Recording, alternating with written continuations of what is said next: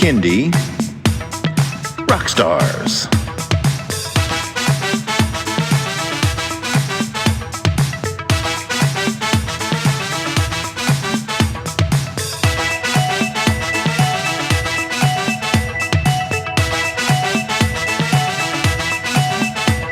Prepare for a treat, let's meet and greet some bands and singers that are super sweet, making music that's fun for boys and girls. Help them learn about this great big world. Fun for the family, yes it's true, your kids will love it and you will too. Clap and dance and sing aloud, become a part of the Kindy crowd. These songs will make you move your feet and give your ears a great big treat. So settle in, grab your guitars, and let's get to know our Kindy rock stars.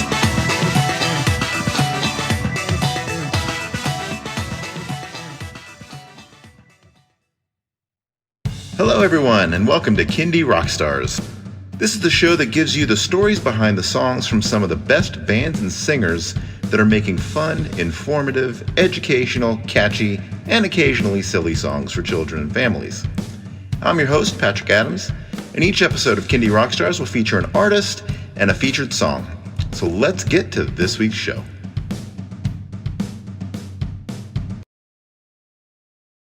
Welcome to another episode of Kindy Rockstars. Joining me today is Val Smalkin, otherwise known as Silly Goose and Val. Welcome to the show, Val. Well, thank you so much, Patrick. It's a joy to be here. Nice to have you on. So tell everyone a little bit about yourself, how you got into Kindy music, and all about Silly Goose.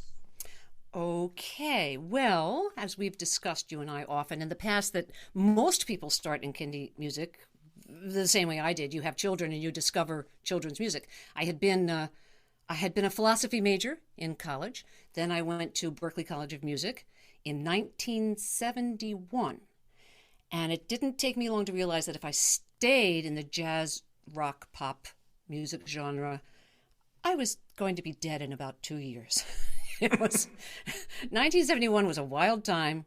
It's that sort of Andy Warhol time. It was crazy. So I thought, I need to do something else. So I tried a whole bunch of different things. I worked at a university as a secretary, which I'm glad I did because I'm a good typist. And I tried visual arts, and I tried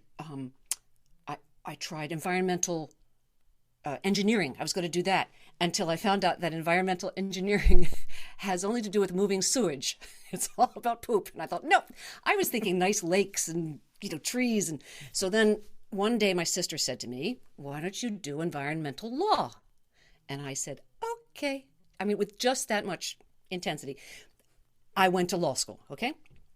But all the time, I've come from a family of musicians. I got to mention them. Jay Lenhart, my brother, is a top bassist in New York. He's played with like Judy Garland, Duke Ellington, Sting, you name it. He's been there. He's the most valuable bass player in the 90s. He's 80 something now. And then his children, Michael Lenhart, has played with everyone. He did the trumpet lines on Uptown Funk. He's played with Paul Simon. So I have all these musicians in the family. So there's always music in the background. Law seemed saner for a while. Then I had children, like all the other Kindy artists. And then I found Raffi and kids music and a genre where you didn't have to be in a smoky, drug-filled bar, but you could sing at 10 o'clock in the morning, because I've always been a morning person. And you have children who will do whatever you say as long as you say one thing at a time, like sit down. You can't say sit down and cross your legs. You have to do that in two separate parts. Anyway, found kids music, thought just like everybody else, oh, I could do that, and started doing it. It turns out I just love it. So there we are. I'm 72 now. It's been quite a few years in this business. I think I started in 1987.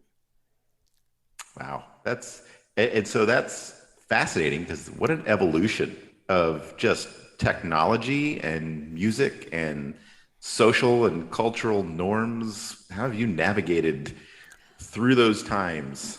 I remember my first Apple computer with a 64 megabyte hard drive. 64 megabyte hard drive. This big thing on my desk. And when I got my first form letter out with different people's addresses, I was so excited. It was like giving birth to a child. I was just like, look at this thing. I mean, I guess it was in the 70s or 80s. Did I have children? Might have been the early 80s. I guess that's when they came out. And so, yeah, I had the first version of Finale for notating. And I've gone through every iteration of that since 1990. A trip. And so, did you release cassettes and CDs and all that stuff?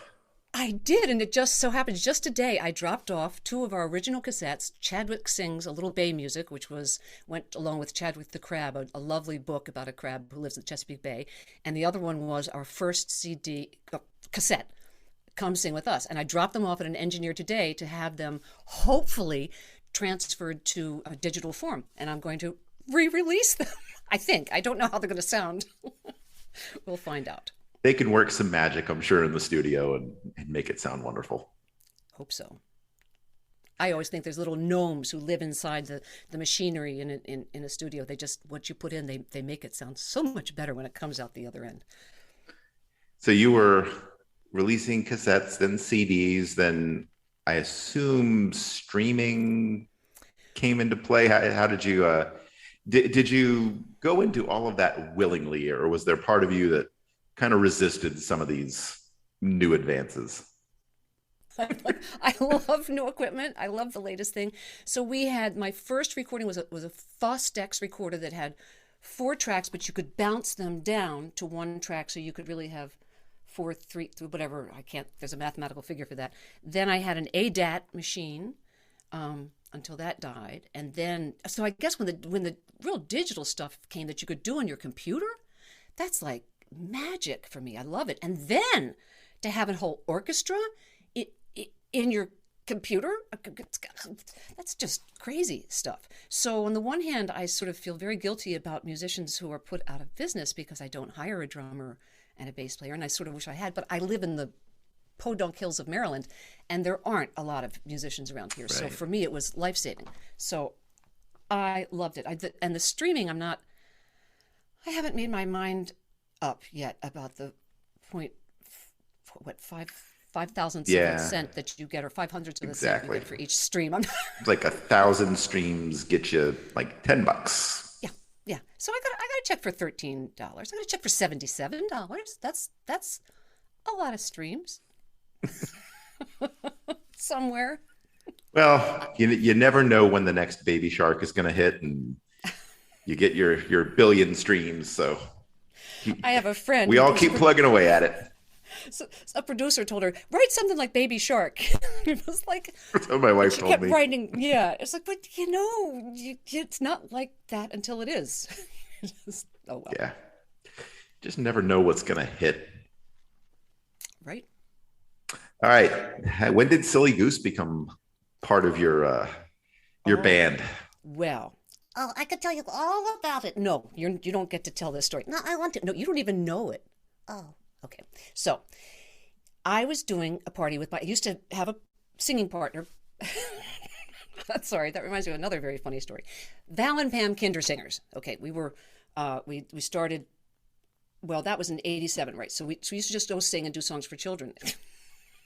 I'm sorry, I have to tell you this story. So Kinder Music called us one time and said, oh, you can't use the word Kindersinger. We have, and we were like, what? No, you really, no, Kindersingers, Music. So we thought, okay, we'll just have to be Val and Pam. So in those days, you had yellow pages, a real book where your name went. And so it said, we were thinking, where do we put it? Is it under entertainment? Is it under parties? We put it under entertainment because we do more than just birthday parties. So one night I get this call for Val and Pam, like 12 o'clock midnight on the phone. Val and Pam, can you come give us some entertainment? God. And they thought... I think I know where this is going. Yes, they clearly thought we were a different kind of entertainment. And I said, no. We are children's entertainment. So click, hang on. Well, I would get these calls, and I wrote the company. So you got to. We went back to Val and Pam Kindersingers. You got to get this out of the yellow book. Well, it was still in the yellow pages 5 years later. My son, who's 8 years old, answers the phone one time, and he goes, "Hey, Mom, it's another stripper call."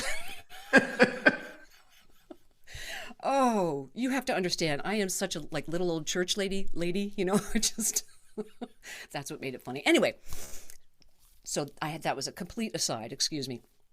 So, how I started with Silly Goose and ventriloquism. We were doing a Halloween party at the Bethesda Country Club near Washington, D.C., in a rather small room with 600 people, kids just packed in right up to the stage. And two little boys in the front row started a fist fight. I mean, boff in the jet. Right. So I'd been working long enough. I know you can't frown when you're on stage. You can't get mean with people. You just have to keep smiling. So I clicked off my microphone, stuck a smile on my face, bent down and said, "If you do that again, I will call the police." And the boys stopped. I mean, I would get in trouble for that today, I'm sure. But this was 1990 something, 91. So they stopped. And after that show, I turned to the woman I sang with and said, I could be a ventriloquist. Mm-hmm. And that's the day I decided to make myself a puppet and do it. And 30 years later, I'm good at it. I wasn't that good at the start. I'm sure Jeff Dunham wasn't either. It probably took a lot of practice. He does four voices at once. I have two. Silly Goose has a part of my brain, which is hers. I have my part of my brain. But Jeff Dunham has to be divided in four and have these conversations going back and forth. He's amazing. Woof. Yeah, that's some discipline right there. Talent. Practice. Yep. All right. You ready to get into a song? I am ready. Our song today is called Love Bug. And this is such a fun song. But tell us a little bit about how it came about. Well, I wanted to write a love song for parents and children. And this one, it just came out. And I just love the idea of dancing with your children. So I think when I was young, we used to go to Saturday night dances where parents always dance with children. So I wanted to recreate that. And this song also got nominated as one of the best songs by the Round Glass Some Award. It was back in 2014, I think. But I was on a list with Alvin and the Chipmunks. So I thought, wow. Okay, that's pretty high. I was one of 5 with Alvin, and a group from Brazil won. But anyway, here is Love Bug. So please take your little love bug on your lap and have some fun. And here you go.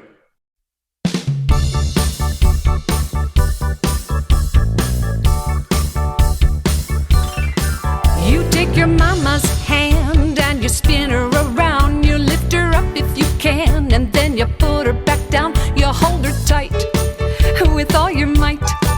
You do the love bug, the love bug. You take your daddy's hand and you spin him around. You lift him up if you can, and then you put him back down. You hold him tight with all your might.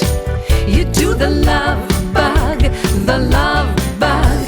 Put your arms around him, rocking and a rolling, swaying and a reeling. What a happy feeling. There is nothing like it when you take your tyke and rock it, roll it, drop it, drool it. Love your baby, don't you, baby?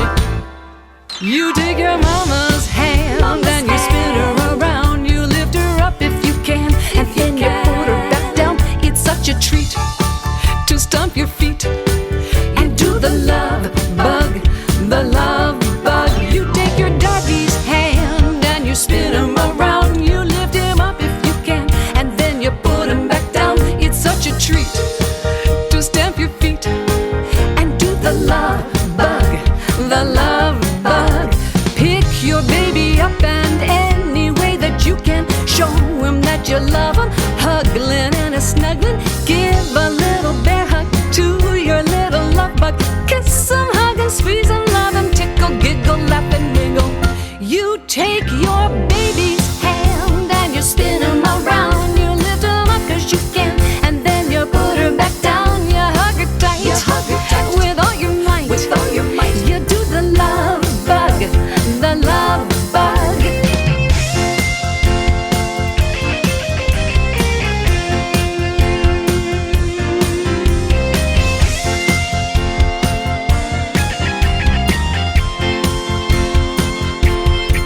You take your baby's hand and you spin him around. You lift him up 'cause you can, and then you put him back down. You hug him tight, with all your might.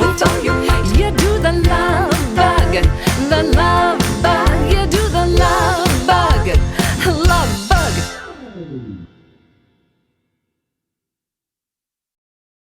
All right.